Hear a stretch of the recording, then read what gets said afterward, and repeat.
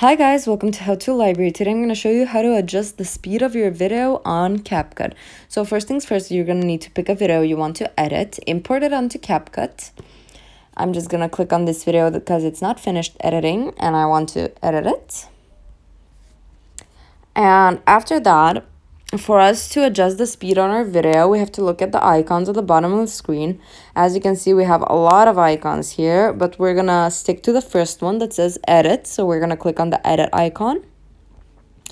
And once we're here, we can see a lot of more icons popped up. So we're gonna use the speed icon that's next to the split icon. So there's split speed. We're gonna stop there and click on the speed one. And once you get here, you can use the normal or the curve option, and this automatically speeds up and slows down the video. These options, you have a montage, hero, bullet, jump cut, flash, flash out, or you can do a custom easiest cucumber slice edit. And that's about it. Thank you for watching. Do click the like button if this video helped you and subscribe to our channel for more helpful videos. Bye guys.